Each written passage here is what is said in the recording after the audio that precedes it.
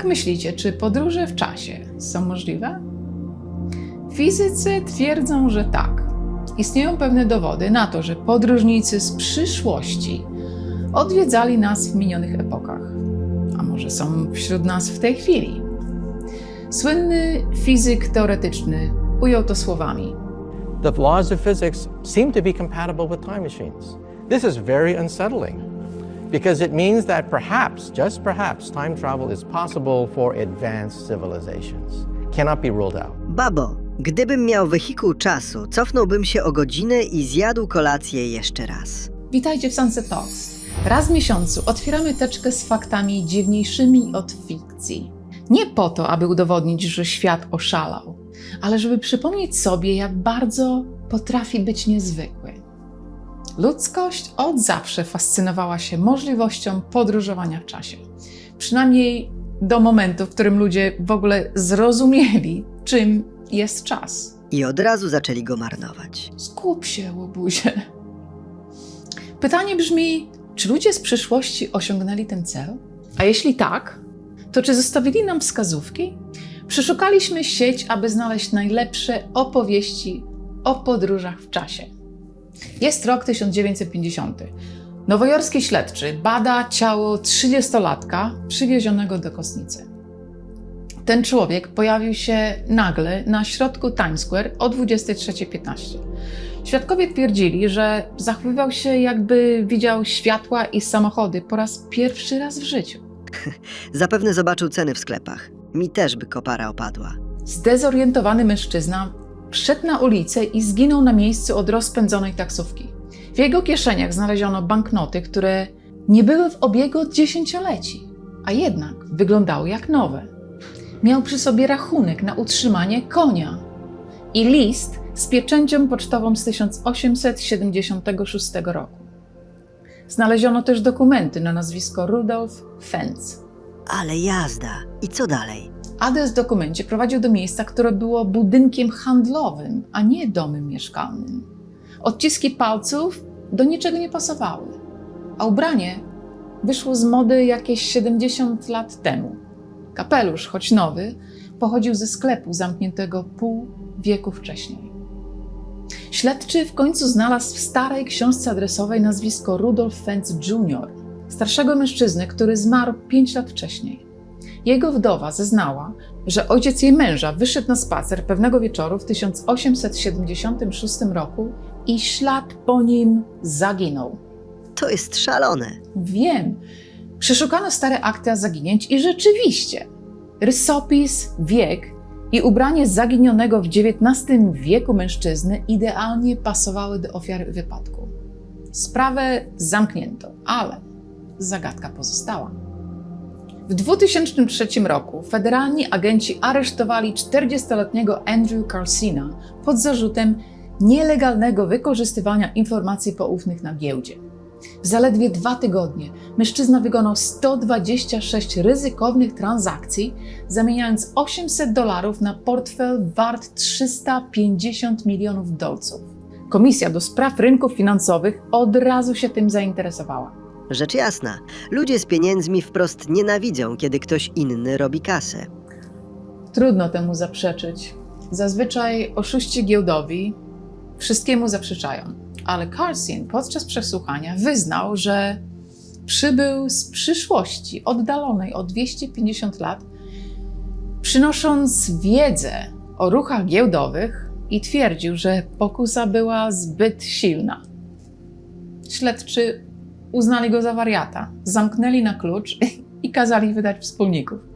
Nawet w przyszłości wiedzą, że kapusie kończą w rowie. Trzymał się swojej wersji. Nawet zaproponował rządowi lekarstwo na groźnego wirusa immunobraków oraz lokalizację najgroźniejszego przywódcy terrorystów. Kasa w ogóle go nie interesowała. Chciał tylko wrócić do swojego wehikułu. Ustalono kaucję na $1 milion. Po kilku tygodniach w areszcie jakiś tajemniczy mężczyzna wpłacił całą kwotę. Co? Kim był ten facet? Nie wiadomo. Wyparowali.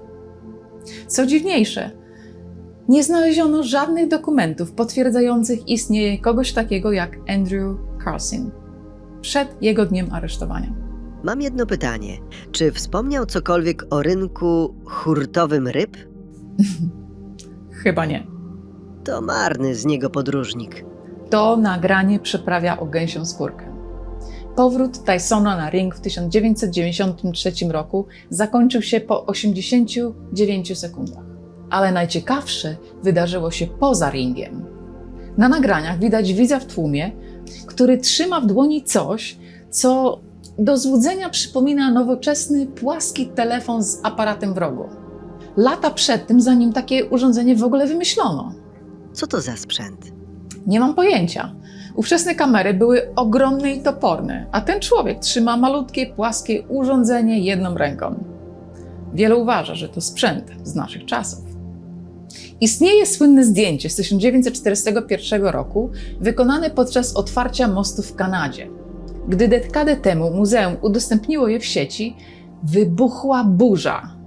Wokół sami ludzie w kapeluszach i eleganckich płaszczach. Ale w samym środku tłumu, spójrz na to. O, w mordę! Mężczyzna ma nowoczesny fryz, ciemne okulary, koszulkę z wzorem pod rozpinanym swetrem, a w dłoni trzyma maleńki aparat, który kompletnie nie pasuje do tamtej epoki. Cyfrowy fotomontaż? Ktoś się bawił w przerabianie zdjęć. Muzeum stwierdziło, że fotografia jest w 100% autentyczna i nie była zmieniana. Pytanie więc, kim jest ten człowiek i skąd pochodzi? Albo raczej, z kiedy pochodzi? Zjawiska nie na miejscu pojawiają się też na taśmach filmowych. W materiale z premiery filmu Charlie'ego Chaplina z 1928 roku widać kobietę, która przykłada do ucha czarny przedmiot i wyraźnie mówi sama do siebie, choć wokół niej nikogo nie ma. Co to jest? Z kim ona rozmawia? Rozmawia z innymi agentami z przyszłości.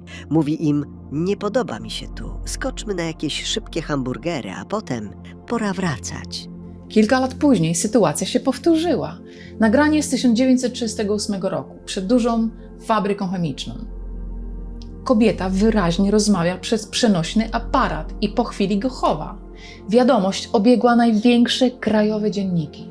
Błagam cię, te portale informacyjne powinny nazywać się Zbiór losowych zmyśleń dla łatwowiernych. Zakładam, że nie ufasz środkom masowego przekazu. Jestem kotem, nie jakimś baranem. Rzecz w tym, że w zakładowych archiwach z tamtego czasu nie ma żadnej wzmianki o bezprzewodowych urządzeniach. Z kim w takim razie rozmawiała? Z Centrum Kontroli Misji i statkiem matką. Ślady niezgodne ze swoją epoką znajdują się nawet w starożytności. Kilkanaście lat temu archeolodzy w Chinach otworzyli grobowiec dynastii Ming, zamknięty szczelnie od 400 lat. Co znaleźli? Metalowy, cienki na 2 mm pierścień, w który wbudowano tarczę małego zegarka wskazującego godzinę 10:06. Najlepsze jest to, że na odwrocie zegarka wyryto wyraz Szwajcaria po angielsku. Przypominam, że ten kraj nie był znany pod taką nazwą aż do XIX stulecia. Zrobili sobie w grobowcu biuro rzeczy znalezionych dla podróżników w czasie. Brzmi nieprawdopodobnie. Inny przykład? Katedra w hiszpańskiej Salamance zbudowano na początku XII wieku. Rzeźby przedstawiają typowe motywy. Liście, pnącza, demony oraz, uwaga, ówczesnego astronautę w skafandrze ciśnieniowym. Widać rurki z tlenem, plecak podtrzymujący życie, a nawet grube bieżniki na butach, idealne do chodzenia po księżycowym pyle. Jezu Chryste, chyba się tylną łapą przeżegnam. Skąd rzeźbiarz 800 lat temu znał takie szczegóły? Historie wspaniałe, ale czy prawdziwe? Rozbierzmy to na czynniki pierwsze. Przypadek Rudolfa Fenza. To miejska legenda. To tak naprawdę fragment opowiadania fantastycznego z 1951 roku autorstwa Jacques'a Finney'a. Szkoda, fajnie było w to wierzyć. Założę się, że i tak wierzysz. A cudowny inwestor giełdowy? Ta historia miała swoje źródło w satyrycznej gazecie. Później inne portale przedrukowały to jako fakt i tak narodziła się wielka mistyfikacja. Jaki płynie z tego morał? Gdy nie wierzymy w to, co piszą głupie media. Dokładnie. Walka Tysona? To urządzenie to najprawdopodobniej wczesny cyfrowy aparat fotograficzny. Chociaż słaba jakość obrazu nie pozwala wydać jednoznacznego wyroku, zatem obalone. W większości. A co z Modnisiem na moście? Okazuje się, że okulary ochronne tego typu były dostępne w tamtych latach. Swetr też. Koszulka to strój miejscowej drużyny hokejowej. A małe aparaty fotograficzne istniały, choć były bardzo drogie. Obalone. Sprzeciw. Nie zgadzam się. Oszukujesz. Prawda bywa bolesna.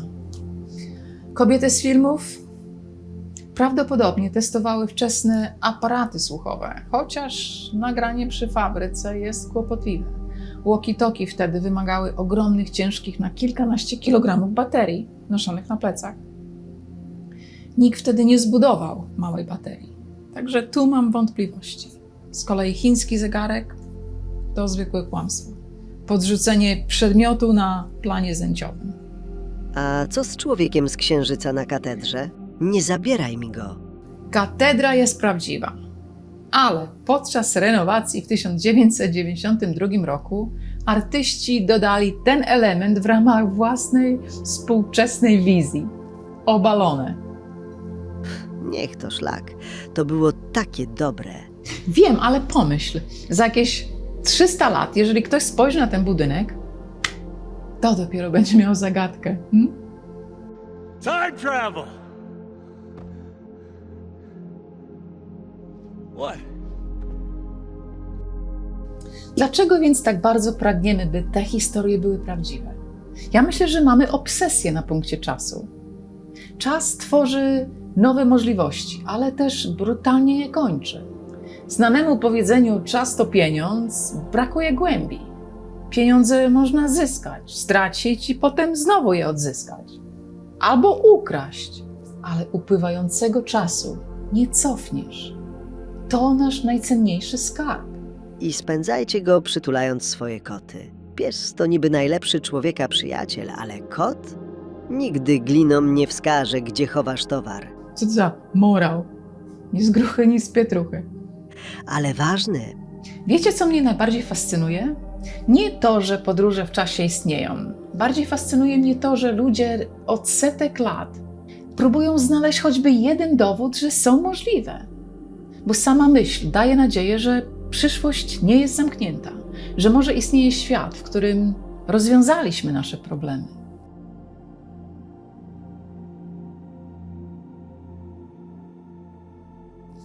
W którym jesteśmy mądrzejsi, zdrowsi, bardziej spokojni. Może właśnie dlatego historie o podróżach w czasie nigdy nie umierają.